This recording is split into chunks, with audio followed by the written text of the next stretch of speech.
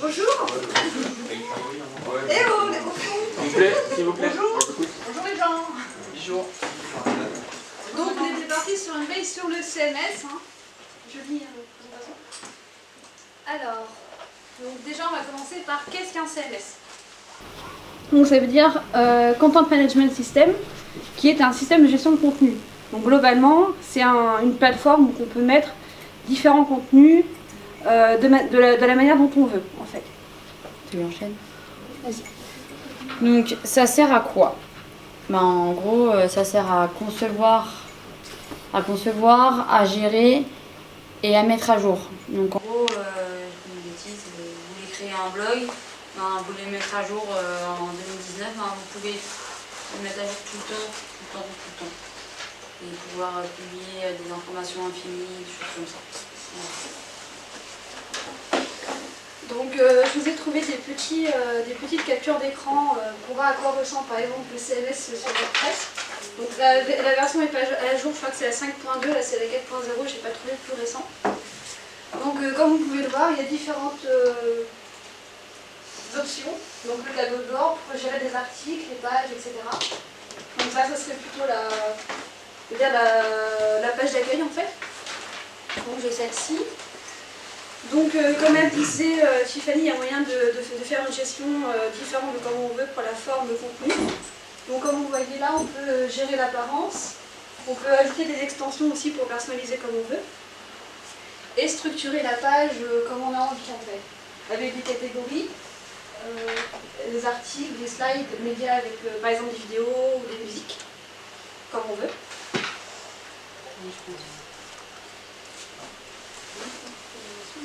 Oui. Du coup, après, pour gérer le compte, soit vous mettez une autorisation pour une personne, soit vous pouvez mettre pour plusieurs. En fait, vous pouvez faire ce que vous voulez. Soit vous mettez pour une personne qui est haut placée, ou une personne qui est simplement un simple employé. Bref, on peut faire la gestion comme on veut et où on veut. Voilà. Et sachant qu'on peut aussi déterminer ce que les administrateurs et les modérateurs peuvent voir et publier, et ce que l'interface utilisateur, donc de l'autre côté, est capable de voir. D'où la gestion des utilisateurs. Donc je suis désolée, c'est marqué en anglais, j'ai pas trouvé la version française. Mais ça se passe ici en fait, dans la partie user, pour savoir qui touche à quel contenu, qui voit quoi et comment et pourquoi. Tout peut se gérer de cette manière-là. Et aussi, on a la possibilité de gérer notre référencement SEO. Donc, on peut savoir globalement comment référencer notre site. Donc, il y a d'autres manières, après, ce sera un peu plus tard qu'on verra via Google Analytics par exemple. Mais on peut, donc du coup, référencer notre site avec des tags, gérer le flux, etc. Et demander donc à notre moteur de recherche s'il veut être indexé ou non. C'est assez pratique pour le référencement de base, pour notre site internet. Après, vous avez différents CMSC. Donc, vous avez les blogs, les thèmes, les forums et les réseaux. Donc, vous avez un grand choix pour ce que vous voulez faire. S'il y en a qui veulent faire de l'histoire, il a de quoi faire. Il y a vraiment de quoi pas mal de choses pour bien vous faire développer ou faire un truc de famille ou un truc pro, donc il y a vraiment un grand choix infini sur les CMC. CMS, pareil. Donc le coût, déjà c'est facile à faire. Moi je peux vous dire, je l'ai testé sur WordPress. Je dis bon, tant qu'à faire, autant je présente un truc, autant que j'essaye. Honnêtement, ça m'a pris 10 minutes à faire mettre le nom en quoi vous voulez. Il va demander c'est quoi, c'est de la cuisine, la pâtisserie, du golf ou quoi que ce soit. Après, peu goûteux, donc vous avez la possibilité, soit, parce qu'il y a trois blocs, on va en voir plus, mais il y en a un, par exemple, j'ai une connerie, il a 10 € par mois pour bien le développement, et après ça monte crescendo pour ce que vous voulez mettre en avant. Et après, vous avez la possibilité de le mettre en gratuit. Et après, ben, comme je disais au début, c'est dans tous les secteurs, quoi. Ça peut être vie privée, entreprise, tout. Vraiment tout, quoi. Voilà. Sachant que dans les trucs qui sont payants, les add-ons payants, il y a aussi le choix du nom de domaine qu'on doit payer. Il ne doit pas être en wordpress.com, monsite.com, il faut quand même payer le nom de domaine. Et donc souscrire un des abonnements, je ne sais pas lequel, mais un des abonnements pour avoir le droit de choisir son nom de domaine personnel. Donc là, on a parlé beaucoup de WordPress, mais il y en a d'autres qui sont disponibles. Donc il y en a une grande liste, mais ça, ce sont les principaux. Donc on voit que WordPress, c'est quand même la grosse majorité. On a Drupal et Joomla qui font à peu près la même chose. Sachant que tous ceux que je vous présente sont open source, donc utilisation gratuite de base. C'est pour ça qu'on a des options payantes, mais sinon on peut faire beaucoup de choses de manière gratuite. Donc ça, c'est les pourcentages que j'ai trouvés pour mars 2019, donc le plus récent que j'ai trouvé. À savoir que, bon, j'ai pas utilisé les deux autres, je connais un peu WordPress, mais les deux autres, j'imagine que c'est pareil niveau personnalisation et hiérarchisation des utilisateurs, etc. Je pense que ça doit être le même principe. Hein. Donc voilà, la part de marché de WordPress est quand même beaucoup plus importante que celle des autres. Donc voilà. Donc en bref, c'est facile, c'est sécurisé. Donc vous verrez sur WordPress, quand vous voulez, avant de mettre en ligne, il y a un cadenas. Mais vraiment, vous ne pouvez pas le louper sur le HTTP au moment de mettre la photo.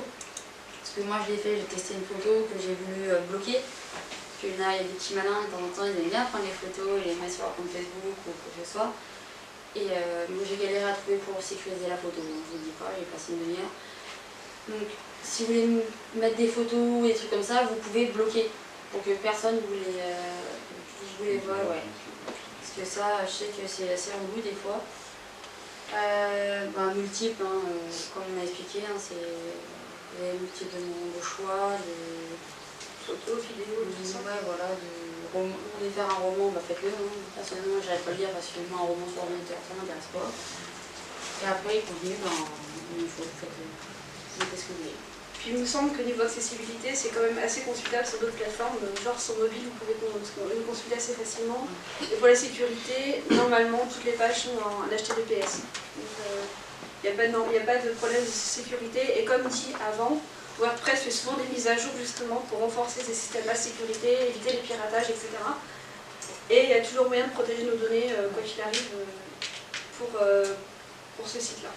Mais vraiment l'accent sur le truc, si vous voulez mettre en verrouillage pour que personne prenne vos photos, c'est pour ceux qui font de la photo ou des vidéos comme ça, c'est plutôt intéressant.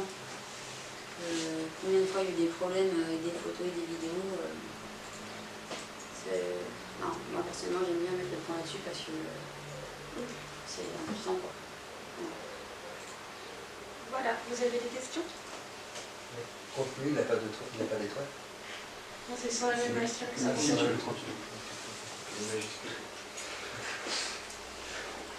Sinon, d'autres questions? On vous a pas perdu, rassurez-moi.